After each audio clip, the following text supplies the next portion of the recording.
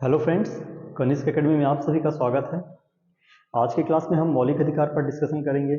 मौलिक अधिकार जिन्हें हम मूल अधिकार के नाम से भी जानते हैं और इन्हें हम फंडामेंटल राइट्स के नाम से भी जानते हैं। तो सबसे पहले हम ये देखते हैं कि मौलिक अधिकार आखिर क्या हैं और ये हमारे लिए किस तरह से उपयोगी हैं। तो ऐसे अधिकार जो व्यक्तियों के लिए अनिवार्य होते हैं और ये हमें जन्म से प्राप्त होते हैं। इसके अलावा इन अधिकारों को हमसे कोई छीन नहीं सकता है, ये मौलिक अधिकार कहलाते हैं। तो भारतीय संविधान के भाग 3 में अनुच्छेद 12 से लेकर 35 में इनका वर्णन किया गया है।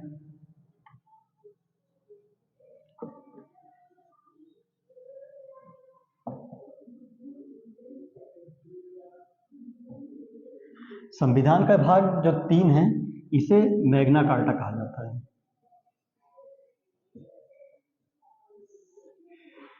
अब क्वेश्चन ये उठता है कि आखिर ये मैग्ना कार्टा क्या है। तो ब्रिटेन के किंग थे जॉन, तो उनके यहाँ पर जो काम करने वाले जिन्हें सामंत कहा जाता था, तो किंग ने क्या किया कि वहाँ के अपने जो शासक थे उनके लिए कुछ अधिकारों का एक पत्र जारी किया। तो उसी अधिकार पत्र को मैग्ना कार्टा कहा गया। इसके बाद से जिस भी देश में ये अधिकार पत्र जारी होते तो उसे मैग्ना कार्टा ही कहा जाने लगा। तो जो संविधान का भाग 3 है ये क्या है, मौलिक अधिकार, या कहें कि हमारे लिए ये अधिकारों का एक पत्र है, इसीलिए इसे हम मैग्ना कार्टा के नाम से जानते हैं। यहाँ से केवल एक ही क्वेश्चन एग्जाम में पूछा जाता है कि संविधान का मैग्ना कार्टा किसे कहा जाता है। तो संविधान का मैग्ना कार्टा भाग 3 को कहा जाता है। मूल रूप से हमें 7 प्रकार के मौलिक अधिकार प्राप्त है।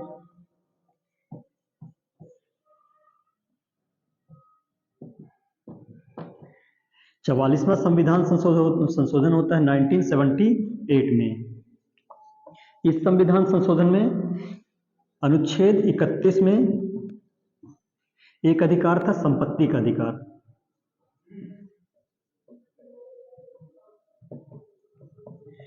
तो अनुच्छेद 31 के जो संपत्ति का अधिकार हमें दिया गया था, इसे मूल अधिकार के दर्जा से हटाकर इसे भाग 12 में अनुच्छेद 301 के तहत कानूनी अधिकार का दर्जा दिया गया है।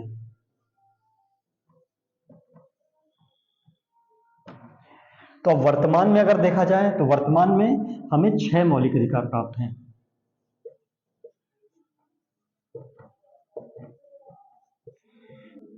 अब देखते हैं कि यहां से एग्जाम में क्वेश्चन कैसे आ सकते हैं।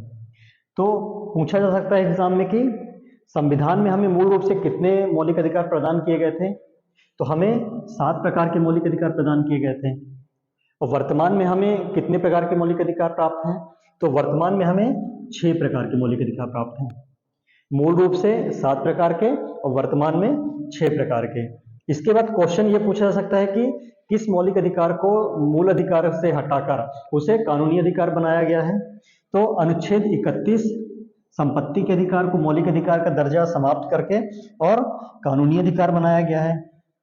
इसे किस अनुच्छेद में रखा गया है, तो अनुच्छेद 300A में रखा गया है। या ऐसा क्वेश्चन पूछ सकता है कि संपत्ति के अधिकार को किस भाग में शामिल किया गया है, तो भाग 12 में शामिल किया गया है।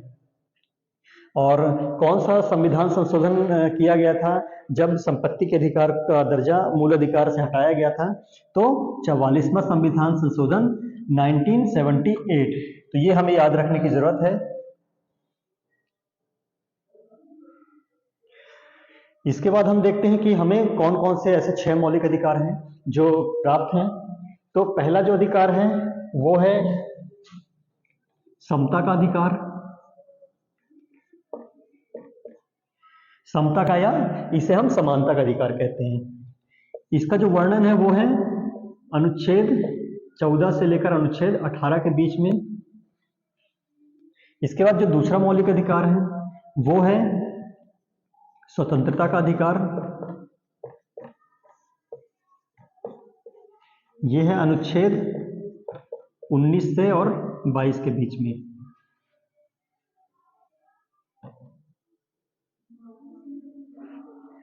इसके बाद तीसरा जो अधिकार है वो है शोषण के विरुद्ध अधिकार।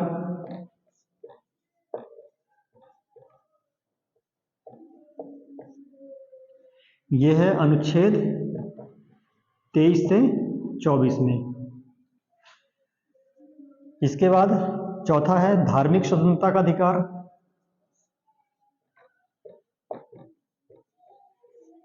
इसका वर्णन है अनुच्छेद 25 से 28 के बीच में।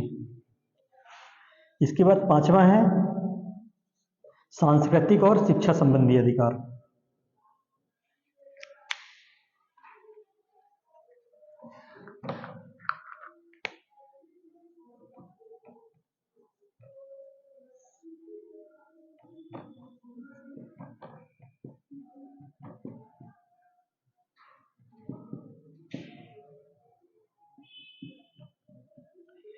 इसका वर्णन है अनुच्छेद 29 से और 30 के बीच में। इसके बाद जो छठवां मौलिक अधिकार है वो है संवैधानिक उपचारों का अधिकार।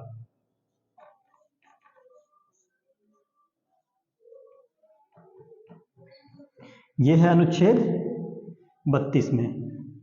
अब जैसा कि मैंने बताया है कि अनुच्छेद 31 को मौलिक अधिकार से हटाकर अनुच्छेद 300A में रखा गया है, इसलिए हमें यहाँ पे सीधे अनुच्छेद 32 मिल रहा है, क्योंकि अनुच्छेद जो 31 था उसे समाप्त कर दिया गया है। तो आइए हम सभी 6 मौलिक अधिकारों को वन बाय वन करके पढ़ते हैं। पहला जो मौलिक अधिकार है वो है समता का अधिकार।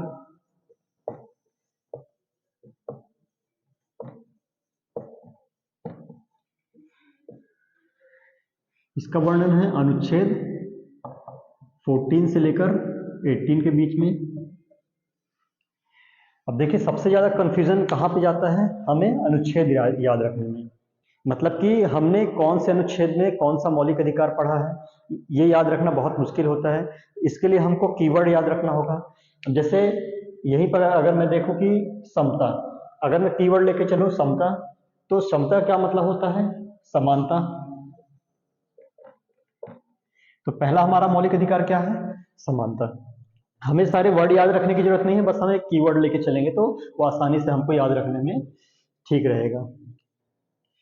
तो हम अनुच्छेद 14 देखते हैं। अनुच्छेद 14 में क्या कहा गया है, इसमें कहा गया है कि विधि के समक्ष क्षमता।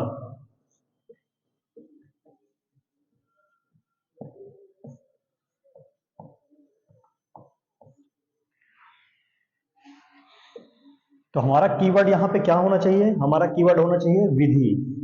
विधि का क्या मतलब होता है, विधि का मतलब होता है कानून। मतलब कि भारतीय संविधान का अनुच्छेद 14 कहता है कि भारतीय राज्य क्षेत्र में सभी व्यक्तियों को या सभी व्यक्ति कानून के सामने वो समान होंगे, ये अनुच्छेद 14 कहता है। तो हमें केवल यहाँ पे विधि याद रखना है और हमें अनुच्छेद 14 को बड़े आसानी से हमें इस तरीके से याद रख सकते हैं। इसके बाद जो नेक्स्ट है वो है अनुच्छेद 15। अनुच्छेद 15 में क्या कहा गया है, धर्म, जाति, लिंग, मूल वंश या जन्म स्थान के आधार पर सभी व्यक्ति समान होंगे, किसी में किसी भी प्रकार का अंतर नहीं किया जाएगा।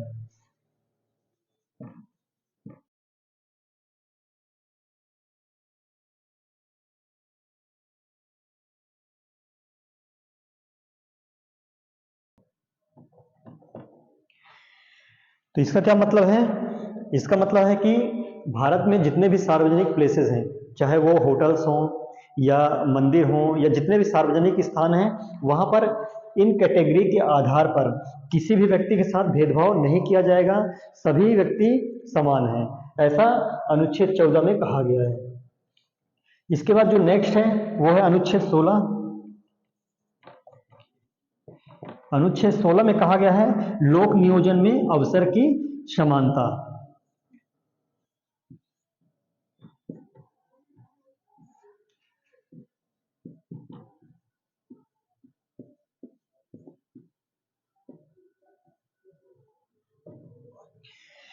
तो यहाँ पे कीवर्ड होना चाहिए लोक नियोजन। तो लोक नियोजन क्या मतलब होता है कि शासकीय नौकरी में, मतलब कि अनुच्छेद 16 कहता है कि सरकारी नौकरी में सभी व्यक्तियों को समान अवसर दिए जाएंगे। इसके बाद अनुच्छेद 17,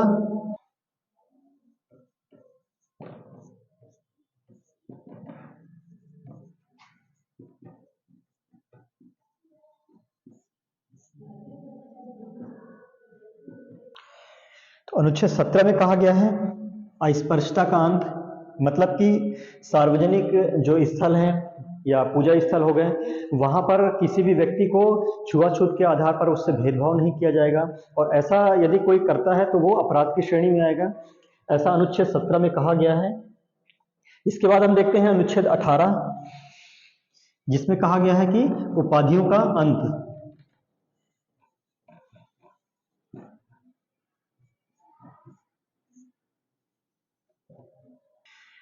उपाधियों का अंत, इसका क्या मतलब है? उपाधि जैसे कि राजा की उपाधि, राय बहादुर की उपाधि या दीवान की उपाधि, मतलब कि कोई भी व्यक्ति अपने नाम के आगे इन जैसी उपाधियों को उपयोग नहीं करेगा, ऐसा अनुच्छेद 18 में कहा गया है। तो ये था समता का अधिकार, मतलब कि हमें जो पहला मूल अधिकार प्राप्त है उसे मैंने यहाँ पे डिस्क्राइब किया है। इसके बाद हम सेकंड देखेंगे, स्वतंत्रता का अधिकार।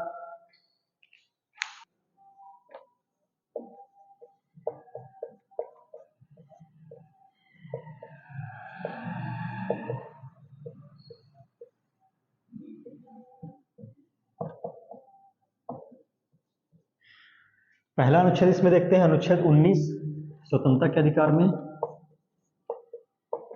इसमें अभिव्यक्ति की स्वतंत्रता ये प्रदान किया गया भारतीय जनता को।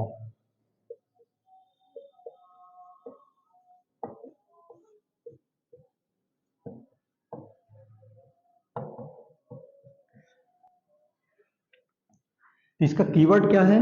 यह है अभिव्यक्ति। अभिव्यक्ति का मतलब है कि व्यक्ति को इस तरह से स्वतंत्र किया जाए ताकि वो स्वयं का विकास करे और उसके विकास के साथ साथ राष्ट्र का विकास होता रहे। तो ये अनुच्छेद 19 में कहा गया है अभिव्यक्ति की स्वतंत्रता। अनुच्छेद 19 में कुल 6 प्रकार के और भी अधिकार दिए गए हैं, उसको हम देखते हैं। अनुच्छेद 19 ए में कहा गया है बोलने की स्वतंत्रता। इसके बाद अनुच्छेद 19 बी में कहा गया है शांतिपूर्ण तरीके से प्रदर्शन करने का अधिकार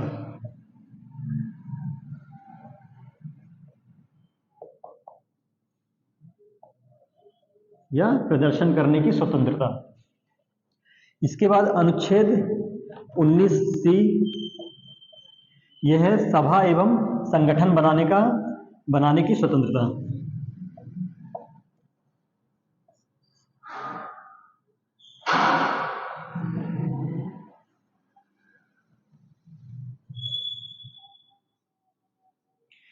इसके बाद अनुच्छेद 19 डी,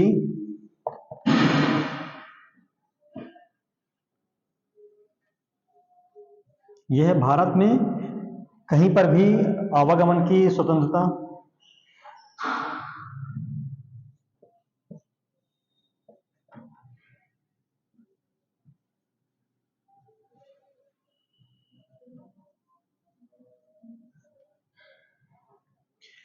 इसके बाद अनुच्छेद 19 ई, यह है भारत में कहीं भी निवास करने की स्वतंत्रता।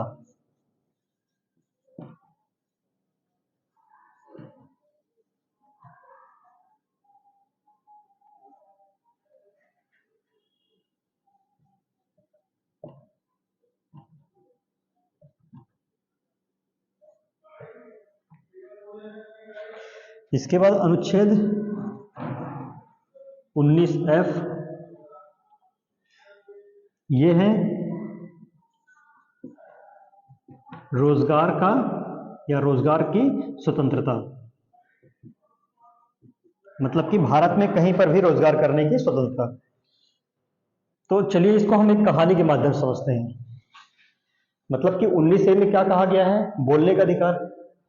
कोई भी एक व्यक्ति जिसे बोलने का अधिकार है वो शांतिपूर्ण तरीके से प्रदर्शन करने का भी अधिकार है उसे। इसके बाद यदि वो शांतिपूर्ण तरीके से प्रदर्शन कर सकता है तो वो कुछ लोगों को लेकर सभा या संगठन बना सकता है। यदि व्यक्ति ने सभा या संगठन बनाया है तो उसके प्रचार प्रसार के लिए वो भारत में कहीं पर भी आवागमन कर सकता है। इसके बाद यदि व्यक्ति कहीं पर भी आवागमन कर सकता है तो उसे निवास का अधिकार है।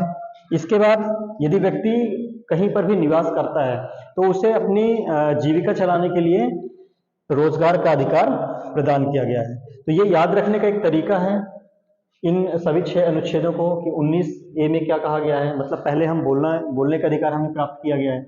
उसके बाद बी में हम शांतिपूर्ण तरीके से हम प्रदर्शन कर सकते हैं। इसके बाद हम सभा या संगठन बनाने का हमें अधिकार है 19C में। इसके बाद 19D में हमें भारत में कहीं भी आने जाने का स्वतंत्रता दी गई है, हमें किसी प्रकार का कोई रोक टोक नहीं किया जाएगा। इसके बाद 19E में भारत में कहीं भी निवास करने का अधिकार हमें प्रदान किया गया है। इसके बाद 19F में हमें रोजगार करने की स्वतंत्रता है भारत में कहीं पर भी। तो ये 19 जो अनुच्छेद था ये उसका पूरा एक भाग है। इसके बाद हम देखते हैं अनुच्छेद 20 जिसमें कहा गया है कि अपराध के लिए दोष सिद्धि के संबंध में संरक्षण।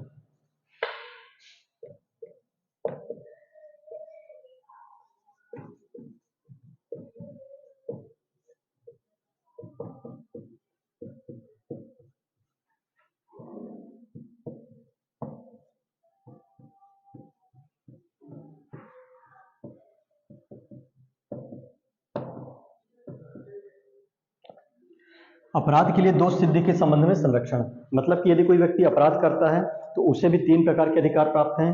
देखते हैं कौन कौन से हैं। तो पहला यह है कि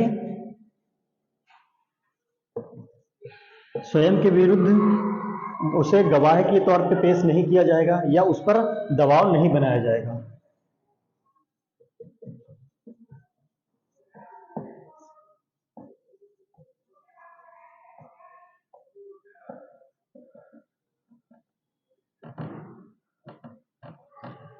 इसका मतलब है कि यदि व्यक्ति जिसने अपराध किया है तो उसे दबाव देकर और स्वयं के विरुद्ध में गवाही देने के लिए उसे बाध्य नहीं किया जाएगा, ऐसा अनुच्छेद 20 के 1 में कहा गया है। इसके बाद दूसरा है एक अपराध के लिए एक बार ही सजा दी जाएगी।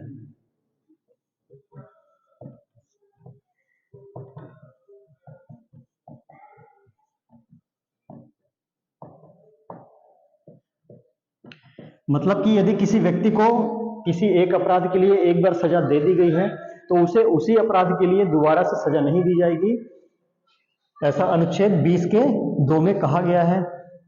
इसके बाद तीसरा क्या है, तीसरे में कहा गया है कि जब व्यक्ति अपराध करता है मतलब कि जिस समय वो अपराध करता है तो उस समय पे जो भी कानून लागू है और उस अपराध के लिए जो सजा निर्धारित है उसी के आधार पर उसे सजा दी जाएगी। इसका मतलब है कि यदि एग्जाम्पल के लिए यदि कोई 2020 में कोई अपराध करता है, यदि कोई व्यक्ति 2020 में अपराध करता है और उस अपराध के लिए सजा है 6 माह, लेकिन व्यक्ति को सजा होती है कब, 2023 में। व्यक्ति को सजा होती है 2023 में और उस अपराध की जो सजा है उसे बढ़ाकर 1 वर्ष कर दिया जाता है। तो उस व्यक्ति को जिसने अपराध किया है उसे 6 माह की ही सजा होगी, न कि 1 वर्ष की सजा। मतलब कि कोई व्यक्ति 2020 में अपराध करेगा और उसका जो अपराध डिक्लेयर होता है कोर्ट के द्वारा उसे सजा दी जाती है 2023 में, और उस अपराध की जो सजा है उसे शासन के द्वारा या जो कानून है उसके द्वारा बढ़ा दिया जाता है और वो 1 वर्ष कर दिया जाता है। तो सजा उसे उस समय के कानून के आधार पर ही होगी, ना कि वर्तमान कानून के आधार पर। तो ये था अनुच्छेद 20 जिसमें 3 प्रकार के अधिकार प्रदान किए गए हैं। इसके बाद जो नेक्स्ट है वो है अनुच्छेद 21। इसमें कहा गया है प्राण एवं दैहिक स्वतंत्रता का अधिकार।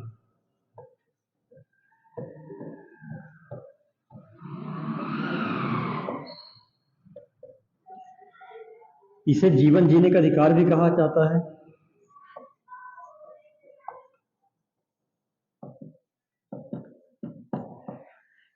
इस अधिकार में सुप्रीम कोर्ट एवं हाई कोर्ट के द्वारा समय समय पर कुछ और भी अधिकार ऐड किए गए हैं, जैसे सभी व्यक्तियों को स्वच्छ पेयजल का अधिकार है।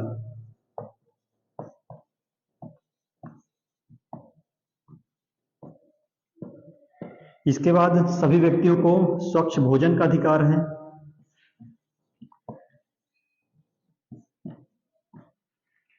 इसके बाद स्वास्थ्य का अधिकार है।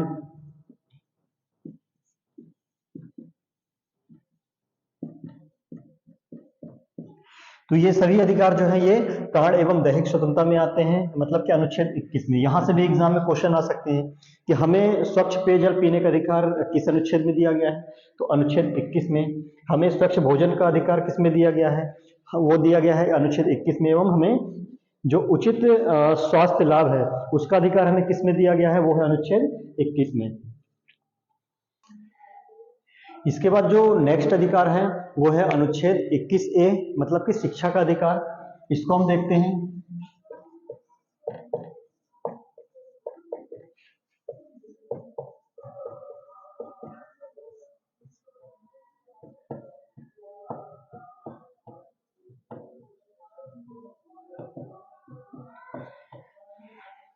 देखिए, वर्ष 2002 में एक कॉन्स्टिट्यूशन अमेंडमेंट होता है, 86, मतलब कि 86वां संविधान संशोधन।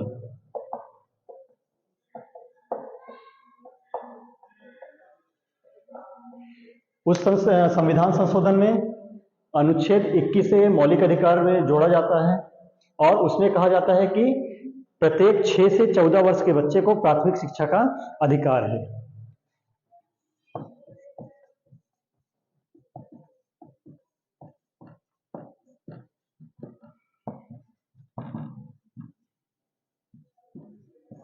मतलब कि प्रत्येक 6 से 14 वर्ष के बच्चे को निःशुल्क प्राथमिक शिक्षा का अधिकार है, ऐसा अनुच्छेद 21 में शामिल किया गया, या जो मौलिक अधिकार है उसमें अनुच्छेद 21A को शामिल किया गया, जो कि 86वें संविधान संशोधन में वर्ष 2002 में इसे जोड़ा गया था।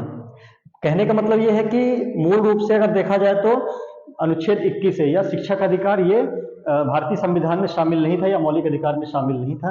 इसे 86वें संविधान संशोधन के माध्यम से इसे जोड़ा गया।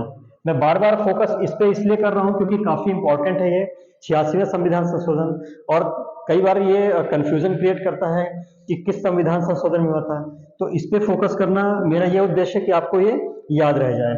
86वां संविधान संशोधन 2002 में हुआ था, उसमें 21A को जोड़ा गया, उसमें प्राथमिक शिक्षा का अधिकार प्रत्येक 6 से 14 वर्ष के बच्चे को, जो कि निःशुल्क रूप से सरकार के द्वारा प्रोवाइड किया जाएगा। इसके बाद देखते हैं अनुच्छेद 22, जिसमें कहा गया है गिरफ्तारी से संरक्षण।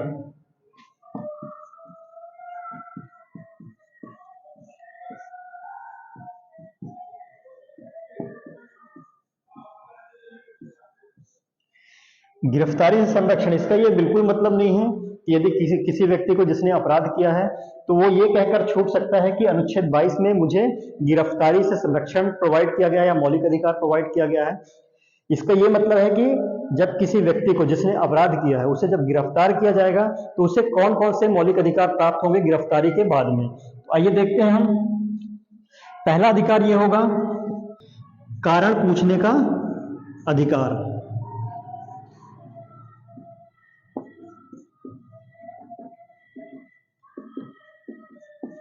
मतलब कि जिस व्यक्ति को गिरफ्तार किया जा रहा है वो कारण पूछ सकता है कि उसे किस जुर्म में या किस अपराध के लिए गिरफ्तार किया जा रहा है। इसके बाद दूसरा क्या है, दूसरा ये है कि जब व्यक्ति को गिरफ्तार किया जाएगा उसके 24 घंटे के अंदर ही उसे नजदीकी जो वहां पे कोर्ट होगा वहां पे 24 घंटे के अंदर पेश किया जाएगा। और इस 24 घंटे में एक बात ये कही गई कि 24 घंटे में जो आवागमन का जो समय है उसे निकाल के और जो 24 घंटे बचते हैं उस पे इसे पेश किया जाएगा।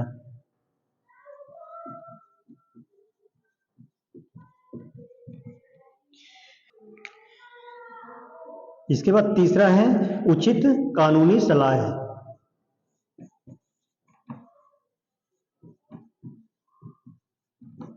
मतलब कि गिरफ्तार व्यक्ति को उचित कानूनी सलाह लेने का अधिकार है, मतलब कि वो अपने अनुसार जो वकील है उसे हायर कर सकता है और उससे मार्गदर्शन प्राप्त कर सकता है। तो ये था हमारा दूसरा अधिकार, स्वतंत्रता का अधिकार, जो कि मैंने 19 से लेकर 22 तक पूरा क्लियर किया है। इसके बाद में हम नेक्स्ट देखेंगे अनुच्छेद 23 से 24 में शोषण के विरुद्ध अधिकार है, उसको देखते हैं। तो आइए हम नेक्स्ट जो मौलिक अधिकार है वो देखते हैं। तीसरा है शोषण के विरुद्ध अधिकार। इसका वर्णन संविधान के अनुच्छेद 23 से 24 में है। अनुच्छेद 23 क्या कहता है? मानव व्यापार और बाल श्रम निषेध। निषेध का मतलब होता है कि प्रतिबंध या प्रतिबंध लगाया जाना। मानव व्यापार क्या है? मानव व्यापार जिसे हम मानव तस्करी के नाम से भी जानते हैं। और बाल श्रम क्या है? बाल श्रम का मतलब है कि बालकों के द्वारा मजदूरी करवाया जाना। तो इन दोनों ही जो मामले हैं, इन दोनों को प्रतिबंधित किया गया है अनुच्छेद 23 में, और यदि ऐसा कोई करता है तो वो अपराध की श्रेणी में आएगा। इसके बाद हम देखते हैं अनुच्छेद 24। अनुच्छेद 24 में कहा गया है कि कारखानों आदि में बालकों के नियोजन पर रोक। इसका मतलब है कि यदि कारखाने हो गए या उद्योग हो गए या अन्य किसी व्यवसाय में 14 वर्ष से कम उम्र के बच्चों को यदि काम वहां पे करवाया जाता है तो वो अपराध की श्रेणी में आएगा, उस पर रोक लगाई गई है। इसके बाद हम देखते हैं अगर हमारा जो चौथा मौलिक अधिकार है वो है धार्मिक स्वतंत्रता का अधिकार। इसका वर्णन है अनुच्छेद 25 से 28 में। अनुच्छेद 25 में क्या है? धर्म के अबाध रूप से मानने और आचरण का अधिकार। इसका मतलब है कि हम अपने धर्म को बिना किसी रोक टोक के हम उसे मान सकते हैं और उसका आचरण कर सकते हैं। आचरण करने का अधिकार यह है कि जैसे हमारे धर्म में जो भी प्रथाएं चल रही हैं, हम उन प्रथाओं को बिना किसी रोक टोक के स्वतंत्रता पूर्वक हम मान सकते हैं। ऐसा कहा गया है अनुच्छेद 25 में, या ये अधिकार हमें प्राप्त है अनुच्छेद 25 में। इसके बाद अनुच्छेद 26 में क्या है? इसमें है धार्मिक कार्यों के प्रबंधन की स्वतंत्रता। मतलब कि कोई भी धर्म अपने जो भी उनके धार्मिक कार्य हैं उनका आयोजन कर सकते हैं, इसमें किसी भी प्रकार की रोक टोक नहीं की जाएगी, उन्हें पूरी तरह से स्वतंत्र किया गया है। ऐसा अनुच्छेद 26 में कहा गया है। इसके बाद है 27 में धर्म की अभिवृद्धि के लिए करों के संदाय से स्वतंत्रता। मतलब कि यह है कि जो भारत देश है वो धर्मनिरपेक्ष राज्य है, मतलब कि भारत का कोई अपना विशेष धर्म नहीं है और यहाँ पे सभी धर्म समान हैं। तो सरकार के द्वारा किसी विशेष धर्म को टैक्स या किसी विशेष जो धर्म उनसे टैक्स नहीं लिया जाएगा या उन्हें किसी भी प्रकार की कोई भी आर्थिक सहायता नहीं की जाएगी। ऐसा कहा गया है अनुच्छेद 27 में। इसके बाद है अनुच्छेद 28 धार्मिक शिक्षा में उपस्थित होने का अधिकार। मतलब कि कोई भी व्यक्ति जो जिस धर्म से संबंधित है या किसी विशेष धर्म को जो मानते हैं वो अपने धर्म की शिक्षा को बिना किसी रोक टोक के स्वतंत्रता पूर्वक ग्रहण कर सकते हैं। इसके बाद जो नेक्स्ट अधिकार है वो हम देखते हैं, यह है संस्कृति और शिक्षा संबंधी अधिकार। इसका वर्णन किया गया संविधान में अनुच्छेद 29 और 30 में। अनुच्छेद 29 में क्या है? इसमें है अल्पसंख्यकों के हितों का संरक्षण। अल्पसंख्यक मतलब कि माइनॉरिटीज। तो माइनॉरिटीज जो हैं भारत में, उनके हितों को संरक्षित किया गया है अनुच्छेद 29 में। यह क्वेश्चन भी एग्जाम में आ सकता है कि अल्पसंख्यकों के हितों का संरक्षण संविधान के किस अनुच्छेद में है? वो है अनुच्छेद 29 में। अब इसमें और भी क्या प्रावधान किए गए हैं? इसमें देखिए पहला क्या है? यह है भारतीय नागरिकों को संस्कृति को बनाए रखने का अधिकार। मतलब भारतीय नागरिक, देखिए हमारे जो भारत में विभिन्न समुदाय हैं, विभिन्न भाषाएं हैं या हमारे यहाँ के जो कल्चर हैं वो अलग अलग हैं। तो सभी व्यक्तियों को अपनी भाषा, अपनी कल्चर को बनाए रखने की स्वतंत्रता है। उनके जो कल्चर है उनसे किसी भी प्रकार का कोई रोक टोक नहीं किया जाएगा। इसके बाद क्या है? शासन द्वारा वित्त पोषित संस्थाओं में प्रवेश का अधिकार। इसका मतलब है कि जन्म स्थान के आधार पे, भाषा के आधार पे या उनके मूल वंश के आधार पे किसी भी व्यक्ति को शासन द्वारा जो भी वित्त पोषित संस्थाएं हैं या शासन द्वारा जिन्हें जो फाइनेंशियली जो सपोर्ट किया गया है उन संस्थाओं में इन सभी जो कैटेगरीज हैं या कहना चाहिए कि जन्म स्थान, मूल वंश, इसके आधार पर किसी व्यक्ति से भेदभाव नहीं किया जाएगा। उन्हें उन संस्थाओं में एडमिशन या प्रवेश दिया जाएगा।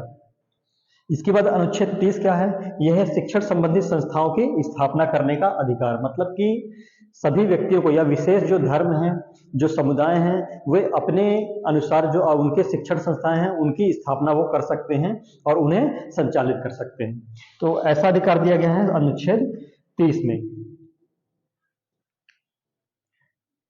हमारा जो नेक्स्ट अधिकार है वो है संवैधानिक उपचारों का अधिकार, मतलब कि अनुच्छेद 32।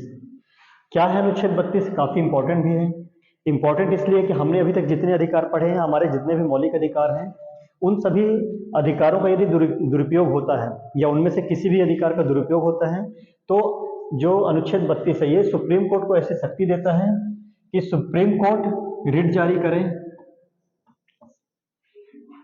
इसका ये मतलब है कि यदि हमारे जितने भी मौलिक अधिकार हैं उनका किसी के द्वारा दुरुपयोग किया जाता है या हमसे वो मौलिक अधिकार कोई छीनता है, तो सुप्रीम कोर्ट एक्शन ले सकता है, रिट जारी कर सकता है। ये अनुच्छेद 32 सुप्रीम कोर्ट को शक्ति प्रदान करता है। इसी तरह से हाई कोर्ट को शक्ति प्राप्त है रिट जारी करने की या मौलिक अधिकारों पर एक्शन लेने की, वो है अनुच्छेद 226 के अंतर्गत।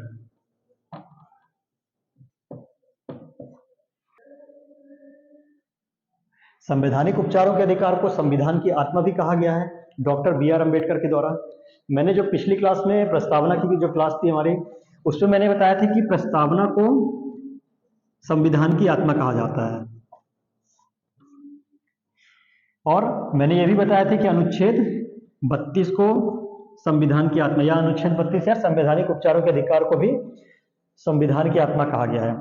लेकिन वहां पे मैंने ये भी बताया था कि जब किसी व्यक्ति विशेष का नाम आता है तो हम अनुच्छेद 32 हमारा आंसर सही होना चाहिए। और यदि ये कहा जाता है कि संविधान की आत्मा क्या है, जहां पे किसी व्यक्ति विशेष का नाम नहीं लिया जाएगा, तो वहां पे हमारा आंसर प्रस्तावना होगा। देखिए, मैंने अनुच्छेद 32 और अनुच्छेद 226 में बताया कि सुप्रीम कोर्ट क्या करते हैं या हाई कोर्ट क्या करते हैं, ये रिट जारी करते हैं। रिट कैसे जारी करते हैं? रिट का मतलब होता है कि याचिका जो हम कोर्ट में दायर करते हैं, तो सुप्रीम कोर्ट और हाई कोर्ट को 5 प्रकार के रिट जारी करने के अधिकार हैं। कौन कौन से हैं? पहला है बंदी प्रत्यक्षीकरण। इसका ये मतलब है कि यदि कोई व्यक्ति जो बंदी बना लिया गया है, जिसे गिरफ्तार कर लिया गया है, उसके अधिकारों को प्रदान करने के लिए सुप्रीम कोर्ट जो है वो यदि उसके अधिकारों का कोई दुरुपयोग कर रहा है तो उसके लिए सुप्रीम कोर्ट या हाई कोर्ट रिट जारी करते हैं। परमादेश का मतलब ये होता है कि यदि कोई अधीनस्थ जो कर्मचारी हैं, शासन के जो भी कर्मचारी, यदि उनके द्वारा ऐसा कोई कर्तव्य किया जाता है जो कि शासन के नियमों के विरुद्ध हो या मौलिक अधिकारों के विरुद्ध हो, तो उसके लिए सुप्रीम कोर्ट या हाई कोर्ट रिट जारी कर सकते हैं। प्रतिषेध का मतलब होता है, इसका मतलब है कि कोई भी कोर्ट यदि अपने न्याय क्षेत्र के बाहर जाकर कोई भी कानून या फैसला सुनाता है तो उस पे हाई कोर्ट या सुप्रीम कोर्ट जो है वो रोक लगा सकते हैं। इसके बाद उत्प्रेषण क्या है? इसमें जो सुप्रीम कोर्ट और हाई कोर्ट के अंडर जो न्यायालय हैं, कोर्ट हैं, उनके जो अधिकारी हैं, यदि वो अपनी ड्यूटी से या अपने कर्तव्य के विरुद्ध जाके कोई काम करते हैं जिससे कि किसी भी व्यक्ति के मौलिक अधिकारों का दुरुपयोग हो रहा है, तो उसके लिए सुप्रीम कोर्ट या हाई कोर्ट वहां पे आदेश जारी कर सकते हैं, रिट जारी कर सकते हैं। इसके बाद 5वां जो रिट है वो है अधिकार परीक्षण। इसका मतलब है कि यदि कोई किसी व्यक्ति के द्वारा या किसी भी व्यक्ति का किसी भी कार्यालय, जो शासकीय कार्यालय हैं, उनके द्वारा उस व्यक्ति के मौलिक अधिकारों का दुरुपयोग किया जा रहा है, तो वहां पर जो सुप्रीम कोर्ट है या हाई कोर्ट है वो अधिकार पक्ष या कहना चाहिए कि रिट जारी कर सकता है और उस कार्यालय को वहां पर ये हिंट कर सकता है कि आप उस व्यक्ति के अधिकारों का जो दुरुपयोग हो रहा है उसके विरुद्ध जाके आप काम कर रहे हैं। तो ये थे हमारे मौलिक अधिकार। मैंने 1 बाय 1 करके सभी को क्लियर करने की कोशिश किया है। तो मौलिक अधिकार के इस टॉपिक से यदि आपको किसी प्रकार कोई कन्फ्यूजन हो तो आप मुझे कमेंट कर सकते हैं, और यदि मेरे वीडियोस आप सभी को पसंद आ रहे हैं उसके लिए भी आप कमेंट करिए, ताकि मैं और भी मोटिवेट होता रहूं और आपके लिए अच्छे अच्छे वीडियोस लेकर आता रहूं। वीडियोस को लाइक कीजिए, शेयर कीजिए एंड सब्सक्राइब करना बिल्कुल ना भूलें। आज के लिए इतना ही, धन्यवाद।